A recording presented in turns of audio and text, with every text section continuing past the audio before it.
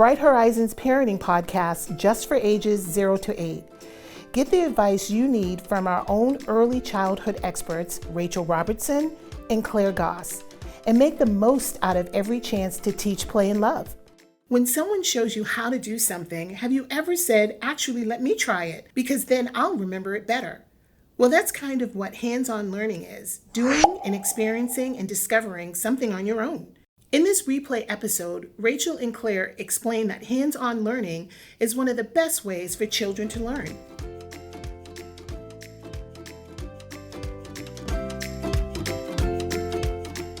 Hey Claire, it's so good to be back on the mic with you. Yeah, we took a little break at the end of the summer, but I'm really happy to be here today with you to talk about something that I know is one of your favorite topics, how kids learn. Yes, this is definitely one of my favorite topics. I think about it, I study it, I am fascinated by it, and I keep learning more about it, but I'm so excited about how that happens in early childhood. It's pretty fantastic and it's really fun.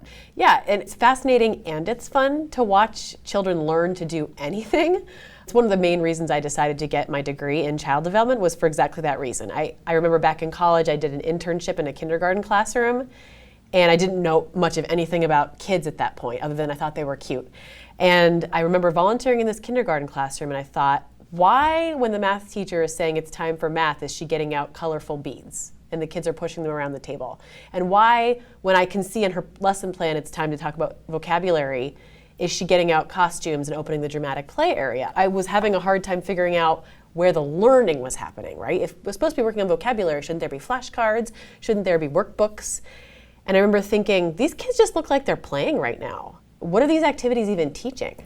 Yeah, this is something I talk about all the time to whoever will let me talk to. So I warn my friends or I warn people when I'm at a dinner party. I actually just met a young couple and I said, I will tell you all you want to know about early childhood development, but I also give you permission to tell me when to stop telling you about early childhood development, because I will keep going and going. But what you just said is my favorite part, is that there isn't a separation between play and learning. So much good stuff is happening during that play. It's very complex and it's very sophisticated.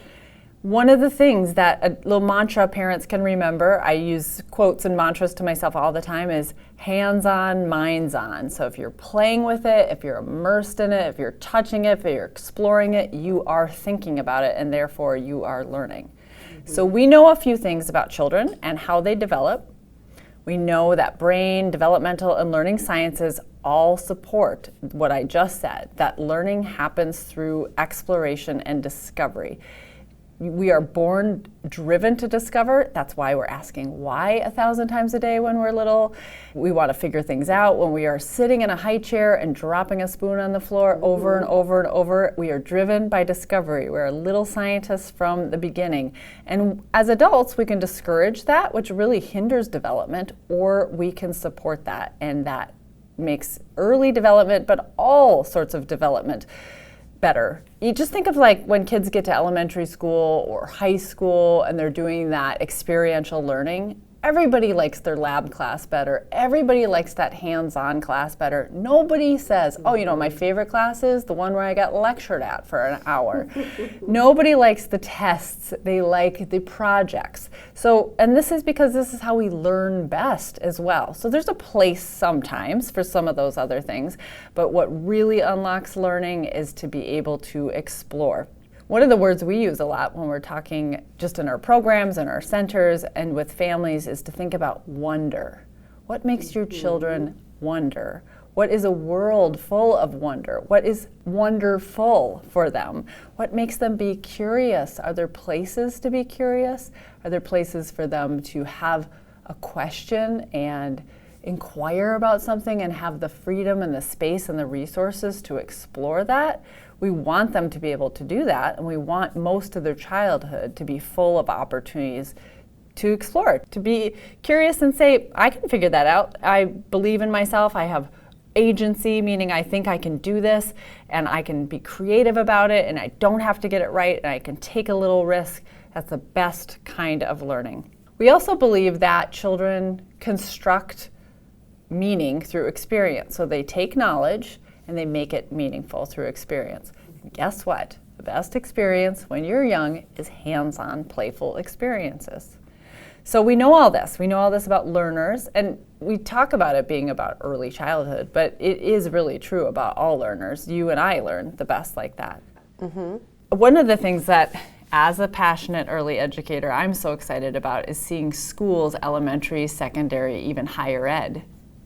They're starting to discover project-based learning and experiential learning is what kids need, what all age learners need, and they're trying to figure out how to do that for older children. We're doing that already in early childhood, and we're pretty proud that that's something that we already know about child development, and we have that baked into the way that we support young children. And this is something parents should be really excited about being able to do for their children, is provide these kind of wonderful experiences. Absolutely, and I think I've heard you say before that play is like a research lab. It's like a child's laboratory. Yeah. And that's so true. I think any parent out there listening can think of a time that their child made a gigantic, disastrous mess of something, and they were delighted with themselves. Right. And it's because they probably learned something. They were discovering, they were exploring. It really is the best vehicle for early learning and development. So I know that as an educator, that internship at that kindergarten classroom led to now a long career in early education. I was so fascinated by watching these children play and learn. And now I know that as a mom too. And I try to remind myself of that when I had my toddlers knocking the spoon off the high chair. Right. They're learning, they're learning, they're learning. That's how they make sense of the world. They make sense of the world by knocking things over, by touching them. We see this with infants. They want to put things in their mouths. They want to touch. They want to get their fingers on everything. They want to lick things. And that turns into a preschooler who wants to build the block tower and immediately knock it down because they just need to know what that sound is going to be. Right. What's going to happen next? And you can encourage that as parents, or you can discourage it, as you said. So we really want to be places and have the kind of educators and parents that are going to encourage that kind of exploration. So that said, let's talk about how families listening can create experiences like this at home. So if you've got some free time, or you've got, not even if you've got free time, maybe you don't have much time and you're wondering, how can I cram this into my busy, busy life? Let's say you're outside on a weekend, this weekend, in your yard or your local park, and you're doing yard work or you're busy with something, and your child comes over to you and says, oh, there's a bird's nest over there. I'm going to put you on the spot, Rachel. If this happened to you with your 4-year-old or your 5-year-old, and they said, there's a bird's nest on the ground. It's maybe fallen out of a tree. What if your child says to you, why do birds build nests, Mom? There's a couple different ways you can handle this, but how could you encourage some learning to happen? So they're coming to you with a curiosity. They're inquiring, and I would always encourage to use that as a basis for what happens next. So there's a curiosity there. They're asking you what happens. So a couple things as a parent or as the adult in this situation, you don't have to know the answer. You can be a co-researcher or a co-learner.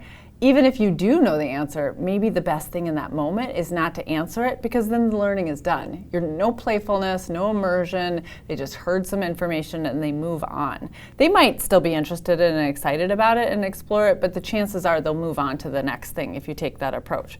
So our recommendation, the best recommendation to get a lot of immersive play and learning out of the situation, is to say, I don't know, let's find out. And then figure it out. Ask them what they think. Ask open-ended questions. What are you curious about? What do you think the birds are doing? How would they do that? Let's watch them for a while. Maybe you make some observations about the nest. You could get out a journal and take some field notes, some real science happening here, right? Some field notes. They could draw pictures every day or throughout the day. Are things changing? Is something happening? They'll take note of those small changes, those details, some good, interesting development happening there. Reflect on those observations and then learn more. Do some research together. Maybe you use the internet for research. Maybe you go to the library to do some research. Maybe you go somewhere where there are experts on things related to birds and nests, and you ask them questions and you learn more. Test things out that happen. Maybe try to recreate it, give them some loose parts of materials and see what they do with it. No right or wrong, no mistakes. Try, does that work? Okay, it didn't work. What would we do differently? So much playful, immersive, hands-on learning that can happen there. And guess what? You get to teach vocabulary, you get to teach math, you get to teach science, you get to teach interactions and social skills, all of that happening in this fun, discovery-driven based, immersive, hands-on learning experience. One of the things I always say is whoever is doing the thinking is doing the learning. So if you're doing the thinking, your child isn't doing any learning in that situation. So just stop yourself always. And you don't have to do it all the time, right? We have schedules as families, we're busy. Sometimes we would say we come back to that. But if you can, stop yourself from answering it right away and let their inquiry be the guide for that experience. Absolutely. I think it's so easy if you're in that situation where you're busy, you've got a busy day. It's so easy when your child has a curiosity, as you said. When your child has a curiosity, it's so easy to say, I don't know, period. Yeah. But if you could say, I don't know, how would you find out? How could we find out? Or let's find out.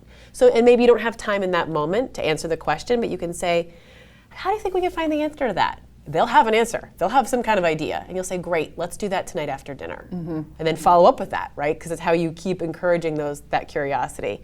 And to not say, I don't know, I don't think we're going to figure it out that way. Just let them go, because they will learn from that trial and error, and that's really valuable for them to feel empowered to try something, learn from that mistake, problem solve, try again. They might need some prompting. They might need some help with the ideas. You could give them a couple of choices if they're getting stuck.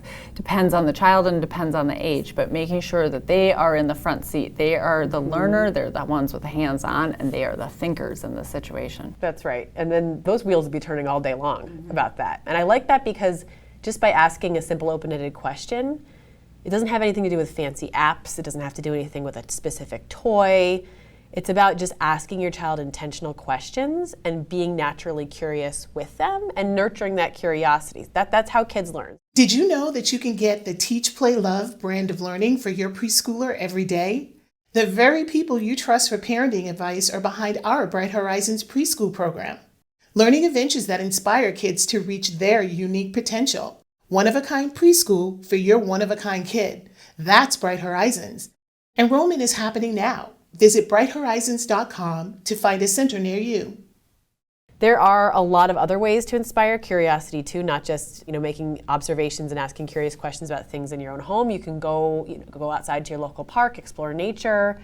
You can go to a children's museum. Often science museums are great places to explore. Have you ever been to a museum like that, Rachel, with your kids? Yeah, I'm glad you're bringing up museums, because I think about when I was a kid and we had a museum on my dad was a professor, and on our campus, the campus he worked on, there was a museum called the Touch and Feel Museum, and that was my absolute favorite place to go because I was supposed to get my hands on things there. I was invited to do that there. We looked forward to going there.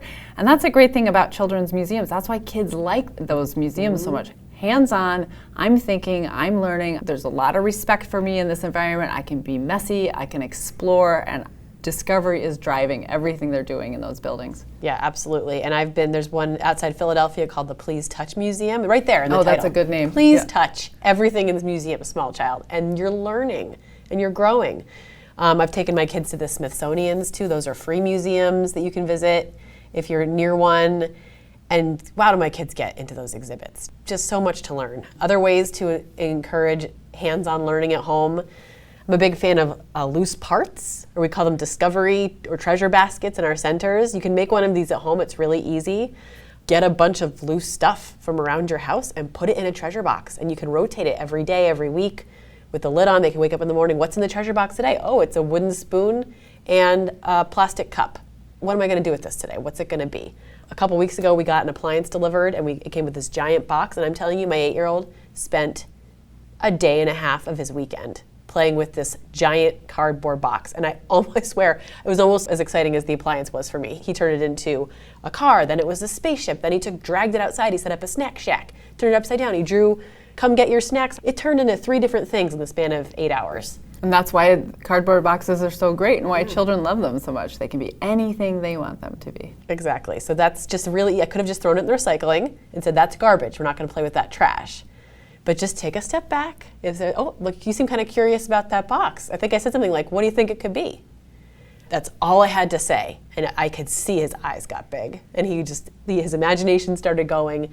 And I was giving him permission to explore that right? And in my head, I'm thinking that's a pile of garbage. But for him, it was so much more than that. And so he had a great time. I was interacting with him in some parts, and some parts he was totally independent, learning on his part. He was asking for tools. It just led to so much good exploration.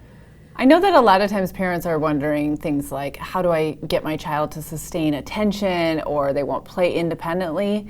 And those are skills that they're learning when they're young, and they need some support and guidance with how to get there. But one of the ways to achieve those things is to give them those kind of materials you're talking about and have these messy hands-on experiences. So they get into that flow that we're all as adults thinking that we need to get into when we're working and we lose track of time. That's what can happen when children have those experiences. When they have a more closed-ended toy, there's just one way to do this, there's a right or wrong, or they have real strict time limits or restrictions on how much they can play. They don't engage as much in it, and so they're more likely to get distracted or not be independent as long. So just like you were talking about the cardboard box, another one, just go out and play in the mud. Go make sandbox, mud pies, supernatural ingredient. We celebrate International Mud Day because it's a universal, joyful toy that all children have access to. Those are things we have gotten away from, things like that, because we're worried about the mess, but we're missing out on such an opportunity for them, and they will play and they will stay engaged with a couple of pie plates and some scoops and some wet sand or some mud. They'll be busy for a long time. Absolutely, and kids wash up. They wash up real nice. So just get in there and embrace the mess and embrace that learning that's happening. Yeah. I hope that we have talked about why it's so valuable for immersive, playful, hands-on learning, and I hope we've given you some good ideas. Claire gave me some credit earlier for talking about play as a lab, but I'm going to pass on some of that credit to Einstein because he said play is the highest form of research. So great minds think alike, right? So thinking about play as a huge part of learning ensures that children are really getting what they need. This is what they need for that foundation for happy and healthy development for the rest of life. Hands-on, minds-on is a great way to think about it. Let your children play, and through play, they'll discover. We hope this episode was helpful again. And tune in next month when Rachel and Claire are back with more Teach, Play, Love. Get parenting advice from Rachel and Claire. You can leave them a voicemail by calling 617-673-8881, and your question may be answered in a future episode of Teach, Play, Love. You can also send them an email at teach.playlove@brighthorizons.com. For more expert guidance on early childhood development, check out our family resources at brighthorizons.com. Thanks for listening. Subscribe to us. Find more episodes on Apple Podcasts, Spotify, or wherever you get your podcasts. See you next time on Teach, Play, Love. And discover parenting as the joy it was meant to be.